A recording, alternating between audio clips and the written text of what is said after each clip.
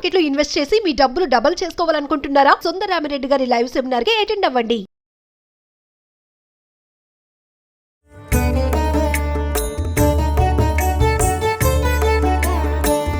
नमस्तेस्तु महामाये श्रीपीठे सुरपूजिते शङ्खचक्रगदाहस्ते महालक्ष्मी नमोऽस्तुते।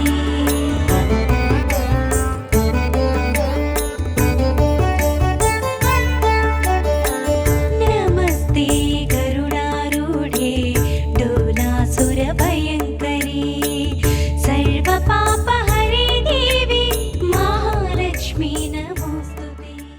నమస్తే రమ్మగారు. నమస్తే జయ. దసరా నవరాత్రుల్లో భాగంగా మనం అమ్మవారికి పెట్టే రకరకాల నైవేద్యాలను చూపిస్తా ఉన్నాం. ఈ రోజు ఏం చేస్తున్నామండి? పులిహోర చేద్దాము. ఓకే.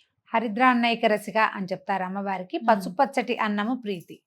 ఈ పసుపచ్చ అన్నాల్లో చింతపండు పులిహోర చేసుకోవచ్చు, నిమ్మకాయ పులిహోర చేయొచ్చు, మామిడికాయ పులిహోర చేయొచ్చు, మీకు చేతొస్తే ఉసిరికాయ చేసుకోవచ్చు. ఓకే.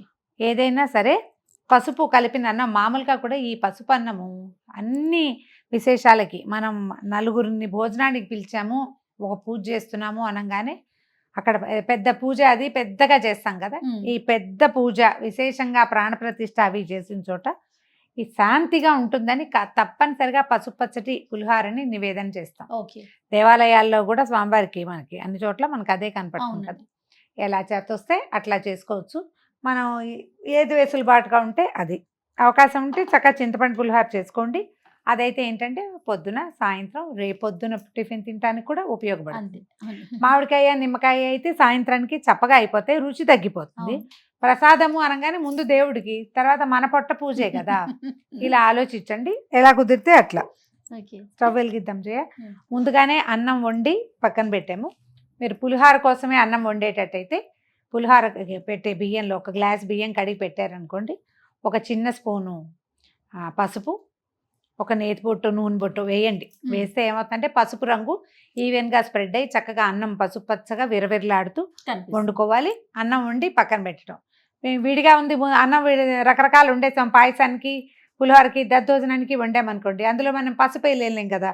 ఇలా తీసి పక్కన పెడతాం. తీరగమాతలోనే మనం పసుపు వేసుకోవాలి. అన్నం వేడిగా ఉంటే దాని మీద ఓ అంత కరివేపాకు దూసి వేసి ఒక స్పూన్ నూనె కనుక వేసి అటు ఇటు కలిపితే అన్నం చక్క విడివిడిలాడుతూ వస్తుంది. కరివేపాకు వాసన అన్నానికి పడుతుంది. మనం చల్లబడింది కాబట్టి నేను ఆ మాట చేయట్లేదు, కానీ మీరు చేసుకోవచ్చు అట్లా. వండగానే ముందు కరివేపాకు చల్లేసేయాలి. దాని మీద ఓ స్పూన్ నూనె వేసి పైకి కిందకి దిపాలి. పచ్చివాసన వస్తుంది, అన్నం పాడవుతుంది లాంటి ఆలోచనలో ఉండద్దు. పచ్చివాసన రాదు, అన్నం పాడవదు. అవును. ఓ 2 స్పూన్ల నూనె వేస్తాను. పులిహోరకి పల్లి నూనె కానీ లేదా నువ్వుల నూనె కూడా చాలా బాగుంటుంది. పప్పు నూనె అంటాం కదా, అది బాగుంటుంది. కొంచెం ఎక్కువే పడుతుంది కదండి నూనె, వేస్తేనే బాగుంటుంది. అవును.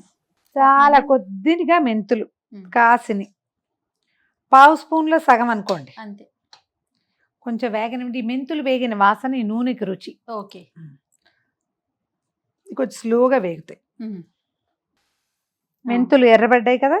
ఎర్రబడ్డాక ఒక స్పూన్ ఆవాలు, కొంచెం కాదు కొంచెం ఎక్కువ ఆవాలు కనపడాలి మనకి పులిహోరలో. దాని పులిహోరకు అందం ఆవాలే.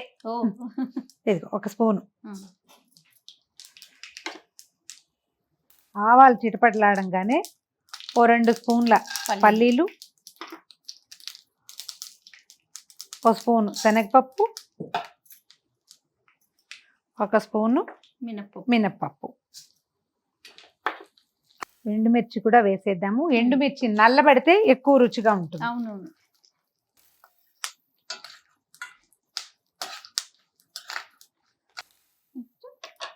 పోపు వేగింది కదా. ఇంగువ, తర్వాత పచ్చిమిర్చి, కరివేపాకు.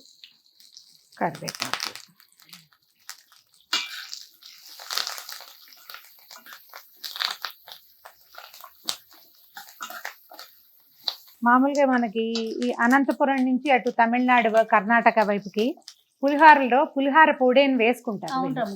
మెంతులు, మిరియాలు, తర్వాత ఏమో కొంచెం కొన్ని రకాల పప్పులు, మన ఆవాలు వేసి పౌడర్ చేసి పెట్టి పౌడర్ కలుపుతారు. ఈ పొడి వల్ల ఏంటంటే దీనికి ఇంకా కొంచెం రంగు గాఢత వస్తుంది, ఘాటు వస్తుంది. అవును.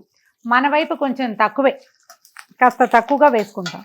పొడి కావాలి మీకు చాయిస్ ఉంటే చేసి వేసుకోండి, కానీ నేను చెయ్యను. కొంచెం సరిపడా పసుపు వేసేద్దాము,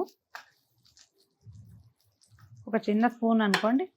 ఇప్పుడు చింతపండు పులుసు తీసి పెట్టాం కదా, ఈ ఒక గ్లాసు బియ్యానికి ఒక నిమ్మకాయ కంటే కొంచెం ఎక్కువ చింతపండు వేడి నీళ్ళు పోసి నానబెట్టాము. గుజ్జు కూడా తీసేసాం, అది ఈ పోపులో పోసేసాం.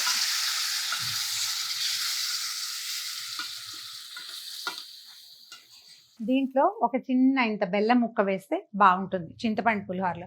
నిమ్మకాయకి, మామిడికాయకి, ఉసిరికాయలకి వాటికి అక్కర్లా. అవును, చింతపండుకి మాత్రం దీని యొక్క కొంత ఏమంటారు వాత గుణం ఉంది, అది పోగొట్టడానికి మనం బెల్లం వేసాం. తీయగా కాదు, ఇంతే ముక్క వేస్తే బాగుంటుంది. సరిపడా ఉప్పు వేసేసేయ దీంట్లో. మీ లెక్కకి చెప్తానండి, మీరు టాటా సాల్ట్ కానీ అన్నపూర్ణ అలాంటివి ఏమైనా పౌడర్ సాల్ట్స్ వేస్తే ఒక గ్లాస్ బియ్యము ఒక నిమ్మకాయ ఇంత చింతపండుకి 1.5 1.3 స్పూన్ పడుతుంది. కావాలంటే చూసి వేసుకోండి, అంతకంటే పట్టదు. రాళ్ళ ఉప్పు వేసేటట్టయితే ఈ మాత్రం ఉప్పు వేయాలి, ఇంత నిండాలన్నమాట. కానీ ఇదే నెయ్యి అమ్మగారు కొంచెం ఈజీగా కరుగుతుంది. రాళ్ళ ఉప్పు కరగడం కొంచెం టైం పడుతుంది. చూడు, నువ్వు విడిగా ఉడకబెట్టక్కర్లా, ఇలా ఈ నూనె మెరుపు వచ్చేయాలన్నమాట. మనము ఇది మూకుడు వేడిగా ఉంది, తాలింపు అంతా వేగి నూనె వేడిగా ఉండటం వల్ల చింతపండు 2 నిమిషాల్లో వచ్చేస్తుంది. ఇది ఒక దెబ్బకి అయిపోతుంది. చూడండి, మనం వేరే గిన్నెతో చింతపండు పెట్టుకునే బదులు ఒకటే గ్లాస్ అయితే ఇలా చేసుకోవచ్చు. మనం ఎక్కువ క్వాంటిటీ చేసేటప్పుడు పులిహార పటపటలాడాలి, పులిహార పోపు అంటే. అందుకని పోపు ముందు వేసేసి అప్పుడు చింతపండు ఉడకబెడతాం. ఇది మరి ఒక్క గ్లాసే కదా, అందుకని ఇలా చేసేసాం. ఇది ఈజీ మెథడ్ అన్నమాట. టైం కూడా మనకి టైం కూడా కలిసి వస్తుంది. వచ్చేసింది దగ్గరకు వచ్చేస్తుంది. నూనె బయటకు వదిలేస్తా, నూనె వదిలేస్తే చాలు. నూనె వదిలిన కొందికి దీని నిలవ ఉండే గుణం పెరుగుతుంది అనమాట. అన్నాన్ని పాడు కానివ్వదు. 2 రోజులు చక్కగా, ఇవాళ పొద్దున రాత్రి రేపొద్దున వరకు చక్కగా ఉంటుంది. ప్రయాణాల్లో ఎక్కడికైనా వెళ్ళేటప్పుడు కూడా ఇగో ఇది చూడండి, అంచులు వెంబడి ఎట్లా వచ్చేస్తుంది నూనె. ఓకే, ఆపేద్దాం స్టవ్. అన్నంలో పోసేద్దాం చింతపులుసుని. మామూలుగా నేనేం చేస్తానంటే జయ, అంటే నా మెథడ్స్లో ఇది ఒకటి అనమాట. అంతా తుడిచేసేయను, ఈ మాత్రం చింతపండు పులుసుని పక్కకు పెట్టి ఒక చెంచా వదిలేస్తాను అందులో. ఎందుకో చెప్తా తర్వాత.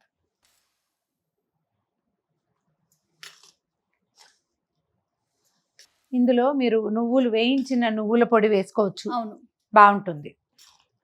నువ్వులే కూడా వేసుకోవచ్చు కదా, నువ్వులు కూడా వేసుకోవచ్చు. తాలింపులో నువ్వులు వేసుకోవచ్చు. కొంచెం అల్లం పచ్చిమిర్చి సన్నగా కోరి అవి కలుపుకోవచ్చు, మన రుచి మన అలవాటు అంతే. తర్వాత కాసిన ఆవాలు, ఒక ఎండుమిరపకాయ నానబెట్టి పక్కన పెట్టి దాన్ని నున్నగా మెత్తగా నూరేసి అది కలపచ్చు. ఆవ పులిహోర మన ఇష్టం అన్నమాట. ఎక్కడ తెలుపు మిగలకుండా కలిపేసేయండి. ఓకే, పులిహోర అన్నం ఎలాగో పొడి పొడిలాడుతూ వండుకుంటాం కదా. అవును, ఇంకా కాసేపటికి ఇది ఇంకా పొడి పొడిగా అయిపోతుంది నూనె తగిలి. నివేదన చేసేటప్పుడు మనం రుచి చూడం కదా. ఒకవేళ ఏమైనా ఉప్పు అవసరపడితే కలుపుకోవటానికి వీలుగా ఈ స్పూను ఉంచుతాను. ఓహో, ఒకవేళ మనకు ఆ మధ్యాహ్నానికి గెస్ట్లు అందరూ వచ్చాక పులిహోరలో పులుపు తగ్గింది అని అనిపిస్తే, పులుపు కాదు ఉప్పే తగ్గుతుంది, పులుపు తగ్గే ప్రసక్తే ఉండదు దీంట్లో, సరిపోతుంది, మనం ఎక్కువే వేస్తాం. ఉప్పు తగ్గింది అని అనిపిస్తే ఆ చిటికెలో కలిపి ఇందులో కలిపేస్తా. ఒకవేళ కాదు సరిపోయింది, ఇది మిగిలిపోయింది, చాలా దుఃఖంగా ఉంటుంది, ఇంత పని చేసాం కదా అని. రాత్రికి చేసే చారులోనో పులుసులోనో దీన్ని తుడిచి వేసేస్తాను. బాగుంది రమ్మగారు మీ ఐడియా. ఇంటింటికి ఒక చిట్కా ఉంటుంది జయ, ఖచ్చితంగా. ఎవరి తెలివితేటలు వాళ్ళవి, మా తెలివి ఇలా వాడతాం అన్నమాట. ఓకే, అయిపోయింది. ఇంకొక చిన్న మాట చెప్తా జయ, మనం ఈ వర్షాకాలం శీతాకాలం చేయి పెట్టి చక్కగా 4 పక్కల దేవేసిన అన్నం బాగుంటుంది. కానీ ఎండాకాలం చేతులు పెట్టామంటే సాయంత్రానికి కొంచెం వేరే మొహం వెళ్ళిపోతానంటుంది. అది వెళ్ళిపోనివ్వకండి. దీన్ని ఏం చేయొచ్చు అంటే ఇంకొక స్పూన్ పెట్టుకుని 2 స్పూన్లతో ఇట్లా కలిపి, కొంచెమే అన్నం కాబట్టి ఒక చెంచాతో కలిపినా కానీ 2 స్పూన్లు పెట్టుకుంటే చక్కగా కలుస్తుంది. చేతులు పెట్టకుండా ఉంటే అన్నానికి లైఫ్ ఎక్కువ ఉంటుంది. అవునండి.